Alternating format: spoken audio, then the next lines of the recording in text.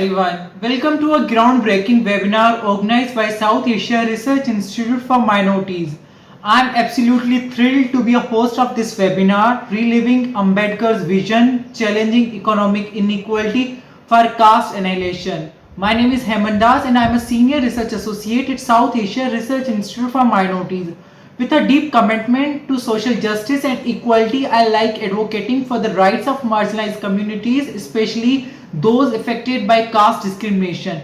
SARIM is a leading research institute that is committed to advancing the cause of social justice and equality. At SARIM, we are committed to promoting social justice and equality for marginalized communities. And this webinar is just one of the many ways we are working towards that goal. Today, we will embark on a journey to explore the visionary ideas of Dr. B.R. Ambedkar, the architect of Indian Constitution, who dedicated his life to the eradication of caste discrimination and economic inequality. His ideas on social justice and equality are as relevant today as they were when he first presented over 75 years ago. This webinar aims to inspire us to relive and reimagine his vision of casteless society, where every individual is treated with dignity and has equal access to opportunities, regardless of caste or complexities of caste-based discrimination and its economic implication, and how Ambedkar insightful ideas can help us challenge these inequalities for the annihilation of caste. This webinar promises to be a fascinating exploration of one of the most pressing issues of our time, and we hope that you will join us in this journey of discovery and learning. With a lineup of distinguished speakers from different parts of the world, this webinar promises to be a thought-provoking and enriching experience. We thank you for joining us in this important conversation, and we hope that together we can create a more just and equitable society for all. Our panelists will discuss the challenges of achieving caste annihilation and explore ways to address the deep-rooted structural inequalities that continue to plague our society. Our panelists bring a wealth of knowledge and experience for this webinar. Let me give you a quick brief overview of them. Our panelists are Dr. Leslie Martin from India, Dr. Bishnu Maya Pariyar from Nepal, Dr. Chandraiah Gopani from India, and Mr. Prem Ram M R from India. First up, we have Leslie Martin, a well-known Dalit human rights activist in India. He has been associated with several prominent organizations, including the National Campaign on Dalit Human Rights in New Delhi. Now I would like to extend my invitation to Mr. Martin. Thank you very much for joining us today. Over to you, Mr. Martin. Thank you very much for this webinar. It is coming in the month of Dalit History Month, and the challenges of annihilation of caste and economic inequalities are going to be is a challenging topic that you have chosen at the right time. Over the years, annihilation of caste was seen as a part of social change process. But the importance of economic change process, economic participation of Dalits, economic reclaiming of Dalit rights has become one of the challenging areas for the government to acknowledge and make way for the policies or changes that needs to be incurred in.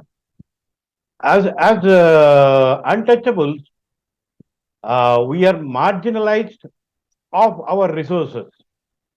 We are labeled as untouchables, and we are marginalized of our resources and natural resources also.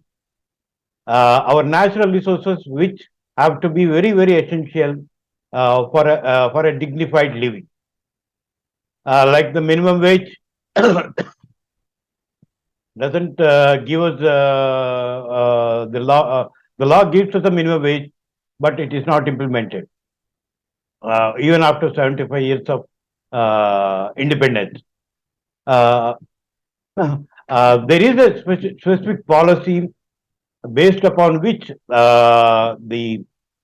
based upon population of Dalit community, the budget should be laid out, and it should be spent on them only, from each individual to and community development to family development.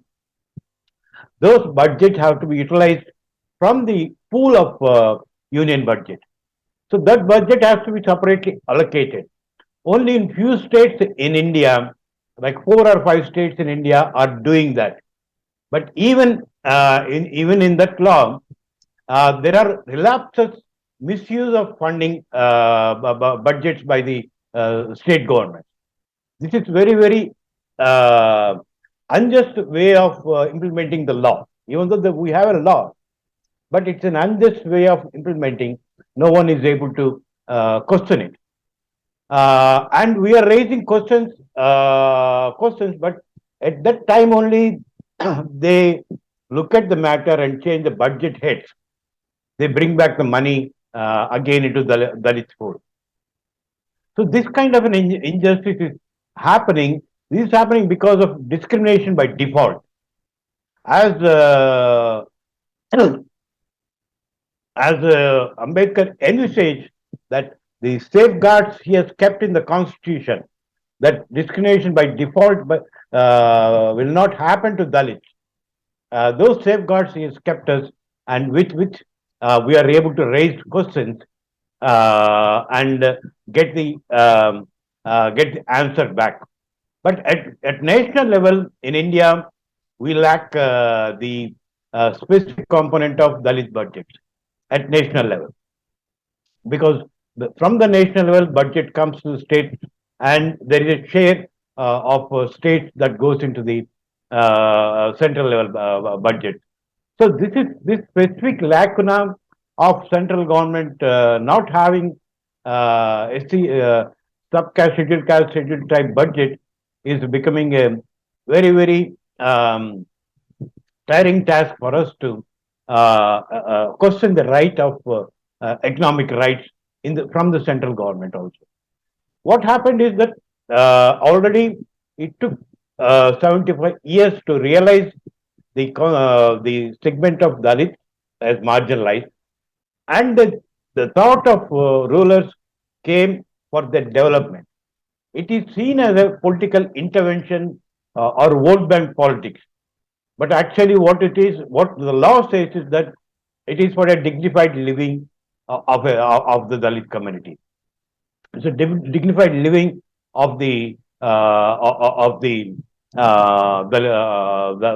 tribal community.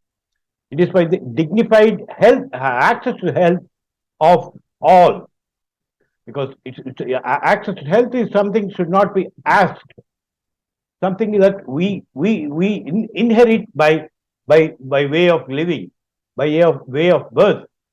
That has also not brought into a law, because universal basic access to health has become one of the primary importance of for living of humans all. So that has got an inheritance with us, but that is not becoming a law, or that is not being recognized, that it is something that which people should not demand, but people should get access when they are into that kind of position. The recent COVID-19 has explicitly showed this kind of a inequality in access to health for all, especially from Dalit and marginalized communities. So this is a challenging task for how we have to get included in the inheritance rights that which we have as a communities and as people of the country. If 5% of the people of the country are going to decide whom money has to be spent on, then there is larger inequalities that which cannot be addressed. Social unrest will be there, and every day there will be kind of marginalization happening and happens to communities, and nowhere it will be heard in the voice may become voiceless. So it's very, very fortunate that you have organized this program, and especially in the context of economic inequalities and the importance of the people, as Dalits and tribals, and their inherent right that is being denied. The inherent right of economic equality is being denied by the governments, by the state. So with that, I close my session. Thank you very much. Thank you for voicing your opinions, Mr. Martin. I really appreciate that. Our next speaker, Dr. Vishnu Mayaparya, she could not join us due to some sudden emergency. Next up, we have Dr. Chandraiah Gopani, an associate professor at GB Pant Social Science Institute in India, whose research focuses on issues related to caste and class inequality. His insightful contribution to the field have earned him widespread recognition. Dr. Chandraiah, please share your thoughts and experiences with us. Good afternoon to everyone. Am I audible? Am I audible? Yes, you Okay. So, good afternoon to everyone. First of all, I thank South Asia Research Institute for Minorities for inviting me to this discussion. I remember I was also part of earlier some of the discussion on this platform. The title of the our today's discussion is Reliving Ambedkar's Vision, Challenging Economic Inequality for Caste Annihilation. The Ambedkar today, Ambedkar vision, struggle, life, we have been discussing throughout globe.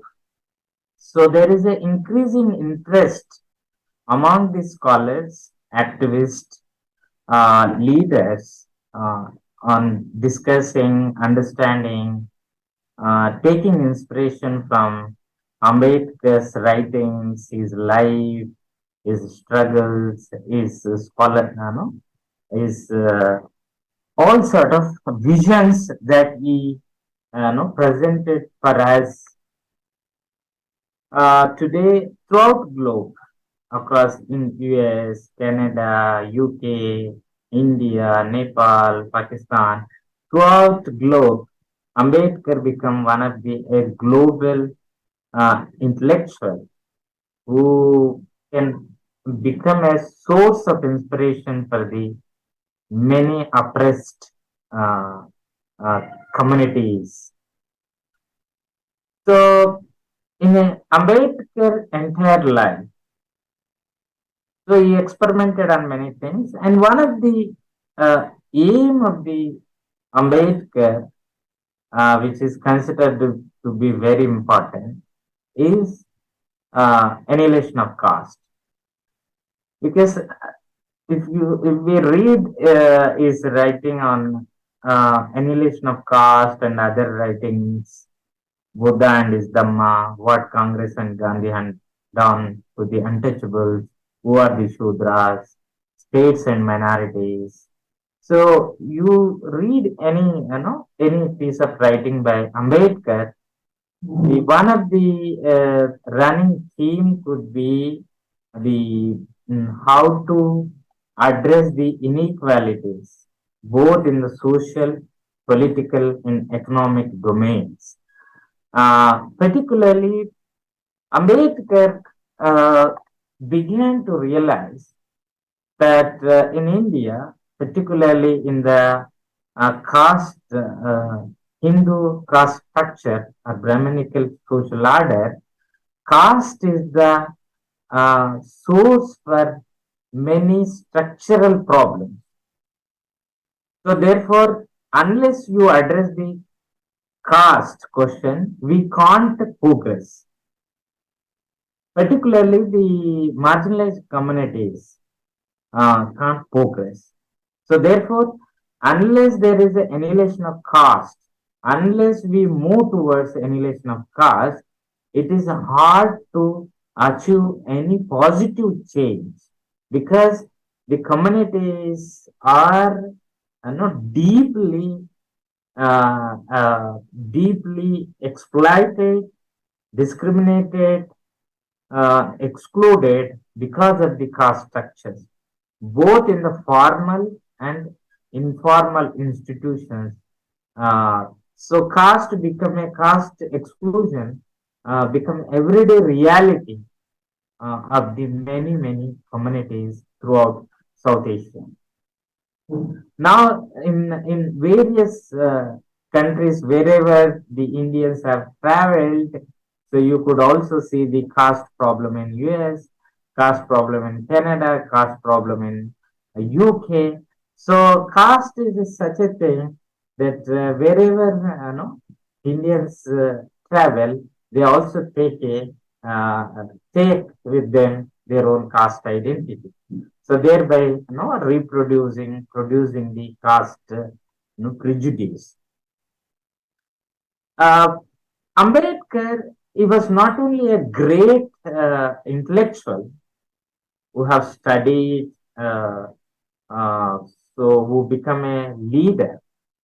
So at intellectual domain, he contributed a, a very robust scholarly work. Not only that, equivalently, he began to utilize that knowledge in the social transformation in the domain of politics. What Gramsci calls it as a organic intellectuals who play a crucial role in the social transformation. Ambedkar, as an organic intellectual, produced as a scholarly theoretical uh, knowledge which is uh, utilized for the social transformation. So by becoming a leader, so he organized the oppressed communities, Dalits, scheduled caste, and other marginalized communities throughout India during freedom movement itself. So, so by mobilizing the people, so he began to build the alternative politics. So you want to tell the society that look, the untouchable communities and other marginalized communities uh, are different worldview on the very question of freedom, dignity, development, democracy, and so on and so forth. So, in order to address the caste question, which is deep rooted into a Brahminical social order, uh, so he chosen three possible ways of addressing. Uh, in fact, he experimented. He contributed a lot in that field. One, choosing a democratic, in the domain of politics, he has chosen the democracy as one of the very important component for the emancipation of the marginalized communities. Second, in the domain of uh, religion, particularly in his final stage, he embraced the Buddhism. He no, he realized, no, he emphasized that unless you leave this the caste structure, the oppressed religion, you can't get away with this caste exclusion, discrimination, and so on and so forth. So he identified the oldest the lifestyle and Buddhist tradition that that challenged the Brahminical order in the early stage. So he, in a way, he embraced that. He given a emphasis that the marginalized communities should no, convert in order to create an alternative identity for their religious and cultural life. So he in the domain of economics, particularly because there are many economic rights as per the Indian Constitution. If you read some of these economic writings, so he is the one who proposed the nationalizing the no, industries, land, and so on and so forth. So, being a labor minister, a law minister, he was crucial in labor ministry also in formulating some of the policies. So he was also keen in providing the economic rights and securities to women. Women plays a crucial role in the empowerment of the family and the empowerment of the communities, particularly in marginalized communities. That's where he was when he proposed the Hindu Code bill, where economic rights of the women are also very, very strongly presented. So, but today, if you see, both in the politics, both in the domain of market economy, and in the domain of the religion, today's situation has been changing because of the ruling classes, the ruling governments, and so on and so forth. Today, uh, people are talking in India that the constitution in crisis. See, if there is no constitution, there is no future to the marginalized communities. Constitution itself is a revolutionary act in India because the basic rights of right to education, right to property, right to vote was denied for centuries to the marginalized communities, particularly for untouchable communities. Through constitution only, right to property, right to vote, right to education. These are the basic rights of any human beings in the world. So, because of the constitution, that's where Ambedkar was focusing that the constitutional method of achieving the development and change become very, very important. So now today in India, people are, and some set of people who claim themselves as a so-called nationalists, now attacking the constitution, saying that there should be a change of constitution. Constitution does not reflect the Indian culture, Indian civilization. Ambedkar is not played crucial role in constitution. All sort of uh, uh, anti-constitutional propaganda you can see through social media, in the political circle, and so on and so forth. I think that's where the marginalized communities, any progressive groups, has to be very alert to protect the democracy, to protect the basic economical, cultural, basic human rights of the marginalized communities. So, therefore, protecting the constitution is one of the basic aspect of the today's people's movement, particularly Dalit movement. And second is because there are reservations, therefore you could see some marginalized communities, scheduled castes, scheduled tribes, and other backward castes. They are able to enter into universities and other public institutions. If there are no reservation for them, there is no entry point for them even after 75 years of India. Though there are reservations, the implementation process is, it's very drastically diluted. They are not properly implemented, and in some sectors, in public sectors, their percentage is less than 5%. When they are 50%, when they are 18, more than 80%, scheduled caste are 18, more than 18%.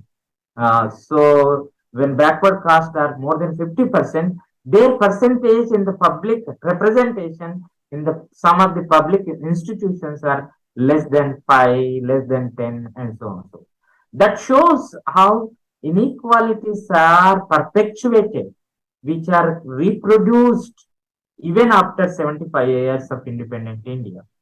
And today, so both Congress, BJP, and other government, other state governments also are drastically bringing the reforms in the name of liberalization, globalization, and privatization. All the public institutions, public sectors are privatized, whether it is railway and telecom, and wherever there is a scope for the representation of the marginalized community, scheduled caste, scheduled tribe, and other backward communities. The uh, all the public sectors where we can get some employment, through employment we can economically progress, these sectors are privatized. So there are no reservation, there are no entry point for the marginalized communities in private sector. So therefore, in today's context, in the changing circumstances, there is a need to build the voice for the reservations, some provisions for the marginalized communities in private sector. Otherwise, so there will be a very problematic situation in getting employment and so on and so forth for the majority of the population in India. So therefore, there is a need of global pressure. There is a need of building solidarities across globe in order to protect, in order to demand some provisions for the marginalized communities, minorities communities in the private sector, where the studies clearly establish in the name of religion, in the name of caste, people are discriminated in the private sector. So, in the domain of the culture and religion, and there are series of attacks on the scheduled caste in the name of no protecting the cow, in the name of the beef, in the name of Garvapasi. So there are multiple attacks on the marginalized communities, particularly when it comes to right to have a religion, right to conversion, and so on and so forth. So this also we have to understand, and there should be a voice throughout the globe in order to protect the cultural and religious rights of the marginalized communities. And however, I would say that the Ambedkar strong belief in democracy gives a constitutional method of bringing the social change, become one of the great source for the marginalized communities. Therefore, if at all we want to build a large people's movement, voice throughout globe, Ambedkar ideas, Ambedkar struggle, Ambedkar life become a great source. It continue to inspire generation of the generations, remembering every year, not only on birthdays or death days, every day he is a big source of inspiration for the oppressed communities throughout globe. So we continue to take that inspiration and protect the democracy wherever we are. So with this, I stop, and thanks for patiently listening to it. Thank you very much. Thank you. It was pleasure hearing your thoughts, Dr. Chandriya. And last but not least, we have Prem Ram M R, an assistant professor at Crescent Institute of Science and Technology in India, who has conducted extensive research on the intersection of caste and education. Mr. Prem Ram, please go ahead and tell us about what you have to say about this. So, basically, let me take a clue from the earlier speakers, Chandraiah and other person. Especially the idea of caste or Hindu social reproduction, social order. There is a very nonsensical way common sense also reproduces. That is that because of reservation, idea of caste is being reproduced. If we scrap reservation, the caste will be dismantled. This is a very subliminal or very commonsensical way of looking at the reproduction of Hindu social order. But in a way, like in order to counter to that kind of premise, let me start with my experience, how I experienced caste discrimination in my childhood days and the kind of modern institutions where I've been going and going on. Because caste discrimination is very embedded part of the life world. How do we transcend that? It's also a matter of transgressing the Hindu social order. So for, so when I was studying a fourth standard, I used to go and get a milk. The like when milkman comes outside, I used to go and get a milk. My mother used to say that don't tell your caste to the milkman and say that you are belongs to a specific particular upper layer of the society. If you tell our caste, they will not give house in the specific locality. So since my father occupies the fourth grade employee in the government sector, so we have to move in the mainstream places. So there, I faced a certain kind of discrimination, not to tell my caste. Though people used to ask, I should not tell. That is the kind of instruction I received from my mother since childhood. So, and then later on, when I started reflecting upon how caste like reproduces certain kind of anxiety and certain kind of dilemma, it's very much psychologically rooted. And when I was studying my plus 10th, 11th standard, uh, I have a physics teacher who apparently be a Brahmin, and in India, physics department is being occupied and predominantly be a Brahmin hold. Like so far, it is the condition. So my teacher, physics teacher, was also apparently a Brahmin. So he told me to go and find a seat for in the public transport because we used to travel 15 kilometers to reach that specific school. So once he told me to go and find a seat for him. I couldn't find a seat, and in response he told me, "See, first look after yourself. Don't look after others." So that is the kind of a person. It's very that this kind of instances which made me to reflect upon the question of caste is much more serious on day-to-day practices of oneself.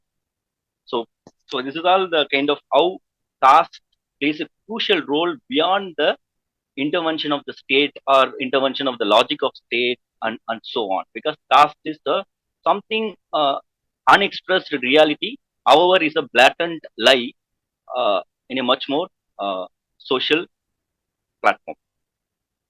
So, so next, how do we I'm like I also fascinated by the readings of Ambedkar, especially the way he looked at the question of religion. He looked at the question of religion, the form of spiritual and also the form of economic organization.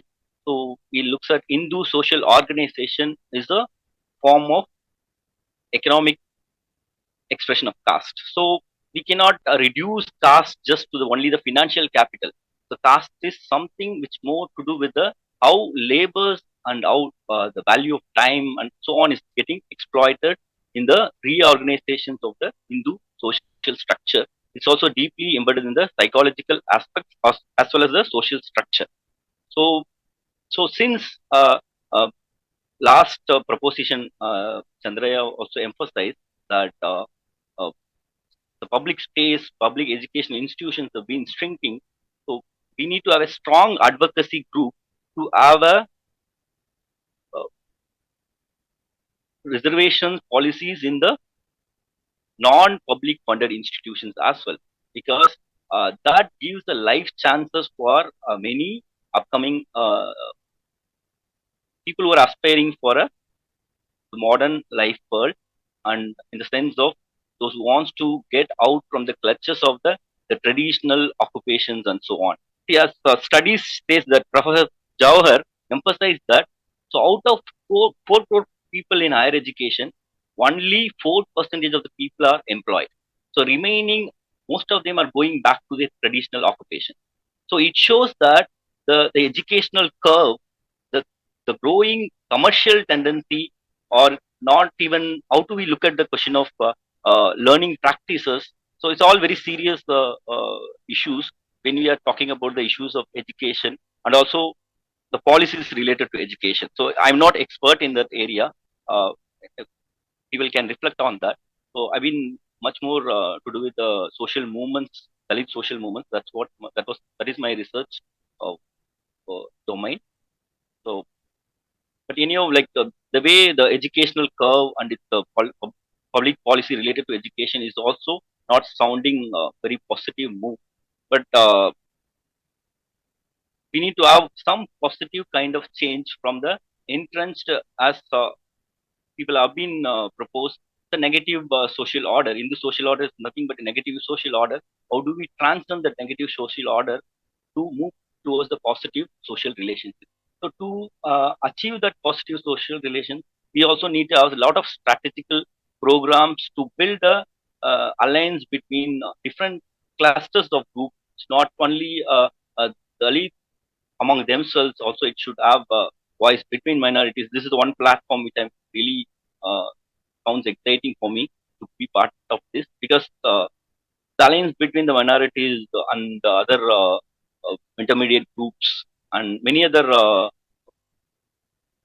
people who wants to resist the caste system, so we need to create certain kind of alliance, and also we need to pitch for the extension of affirmative policies in the non-public funded institutions, be it the service sector, be it the IT sector, and any other forms of sector, just to be given. Because since the rural space is much more entrenched with the caste factors, and it has to be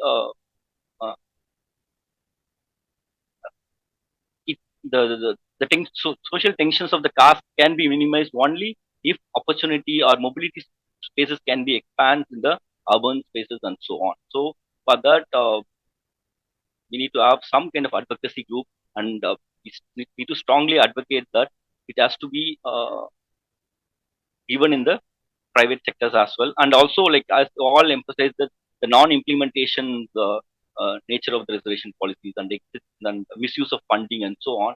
So it reflects the biased nature of the entrenched Hindu social order. How do we tackle with the biasness? It's also experience being a Dalit. It's also experience of day-to-day life world. So bias is not something which is completely only a theoretical things. It's also experiential, I think. So thanks for giving this opportunity. I'll stop it here. Thank you, Mr. Prem Ram, for highlighting it.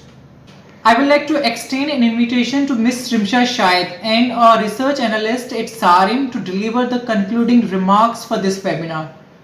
Thank you so much, Heman, for inviting me. First, I would like to appreciate and commend all the speakers for their valuable insights and engaging discussions. As we all are aware that this webinar aimed to discuss the vision of Dr. B.R. Ambedkar, the father of the Indian Constitution and a strong advocate of social justice and equality for all. The discussion focused on how economic inequality perpetuates caste-based discrimination and the need to challenge this inequality to achieve caste annihilation. The webinar beautifully featured speakers who thoughtfully shared their insights and experiences on the issue. First, I would like to add that one of our speakers, Dr. Vishnumaya Pariyar, who was supposed to attend this webinar, but we just received a message from her that she is having an ear infection, due to which she was unable to join this discussion. We wish you a speedy recovery, Dr. Vishnu. Moving towards our valuable discourse, the fact that there is a gap between the legal framework and the actual implementation of policies generally in South Asia and particularly in India was very well highlighted by Leslie Martin. He also shared that the caste system has historically excluded Dalits from mainstream economic activities, leading to their marginalization and poverty. Despite legal provisions and affirmative action policies aimed at providing economic opportunities to Dalits, economic inequality still persists. Mr. Gopani then took the floor, who, rather than discussing about the issues, emphasized more on its resolution. He opined that the annihilation of caste is essential to address economic inequality, as this would create a more inclusive society where all have equal access to economic opportunities, regardless of their caste or social background or ethnicity. He suggested two core measures that are significant in achieving equality. The one is protecting the constitution for the preservation of democratic values and the rule of law of the countries. And the other is reservation of minorities, which is significant because it helps in creating a more inclusive and diverse society. Our last speaker then took the floor, Mr. Prem Ram. He seconded the inputs made by Mr. Gopani regarding reservation policies and opined that it can help addressing economic inequality by providing access to education and employment opportunities that were previously unavailable to these communities. He also highlighted that transforming the social order is important to create a more just and equitable society. This requires a collective effort from individuals, communities, governments, and governments to challenge and dismantle oppressive structures, promote equity and social justice, and create policies that address systemic inequalities. So, in conclusion, this symposium turned out as a constructive discussion that shed light on the issues of economic inequality and its intersection with caste-based discrimination in South Asian region. The speakers provided a range of perspectives, experiences, and solutions to address these issues as well. Their contribution has provided important perspective to tackle the issue of economic exclusion of marginalized communities in South Asia. We hope that this webinar serves as a catalyst for further discussion and action towards achieving a more just and equitable society for all, for sure. Now, I would like to pass the floor to you, Heman. Thank you.